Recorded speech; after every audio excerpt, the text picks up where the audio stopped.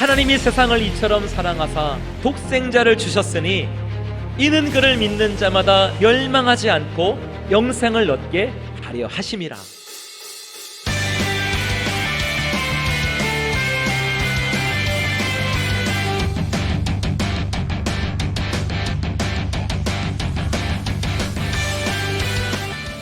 여러분들은 예수님을 믿고 행복하십니까?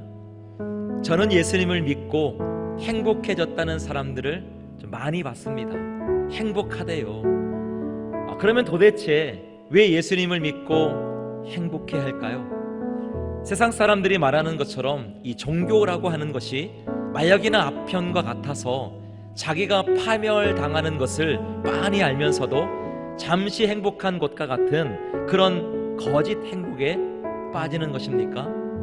아니면 종교라고 하는 최면술에 걸려서 행복하다고 느끼는 것일까요?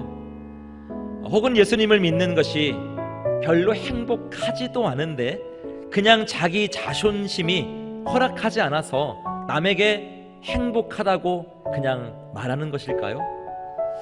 2000년 전 초대교회 때에 모진 고문을 받고 이 죽음을 맞이한 성도들을 여러분들이 한번 생각해 보세요.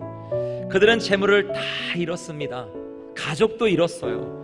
건강도 박살이 났어요. 세상의 모든 명예도 다 잃어버렸습니다. 그러므로 그들은 이 세상에서 가장 불행한 사람들이에요. 그런데 역사는 그렇게 말하고 있지 않다는 것입니다. 예전의 영화 코바디스를 보면 네로 황제가 기독교인들을 로마 대화자의 주범으로 몰아서 사자밥이 되게 하고 화형을 시켰어요. 그리고 그렇게 처참하게 죽은 시체들을 살펴보다가 의문에 빠지게 됩니다. 한 성도의 죽은 얼굴을 보았는데요, 너무 평안한 거예요. 너무 행복하게 웃고 있는 겁니다. 왜일까요? 굶주린 사자 앞에서, 그 죽음 앞에서 무서워하고 두려워해야 하는데 도리어 죽으면서도 행복하다니, 이게 말이 되는 것입니까?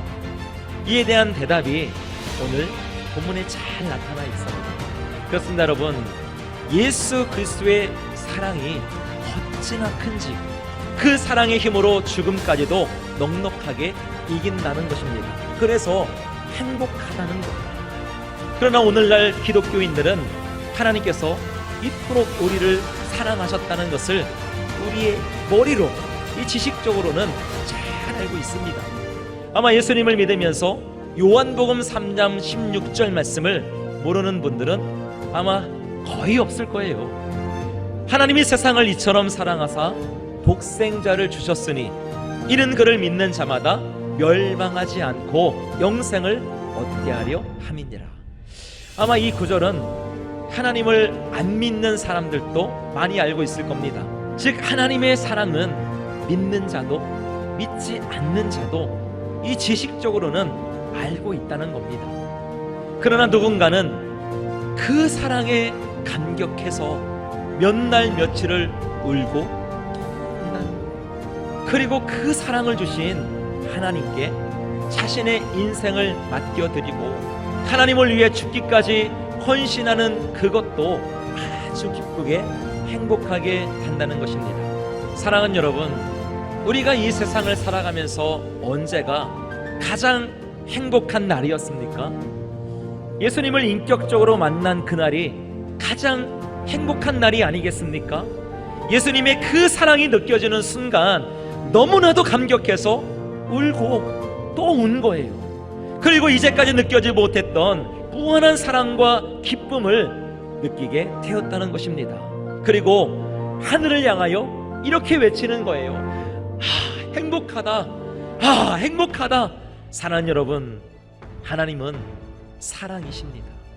나 같은 죄인도, 나 같은 못난이도, 나 같은 철보지도, 나 같은 원수까지도 사랑하신다는 거예요. 하나님의 사랑은 아무 조건도 없는 아가페의 사랑이라는 것입니다. 사랑하는 성도 여러분, 그러므로 그 하나님의 사랑을 느끼게 해달라고 기도하시기 바랍니다. 그 사랑에 감격하여 몇 날 며칠을 울 수 있게 해달라고 기도하시기 바랍니다. 그리하여 하나님의 이 엄청난 사랑을 깨달아서 넉넉히 이기고 승리하고 가장 복되고 행복하게 사는 여러분들이 다 되시기를 주님의 이름으로 축원합니다.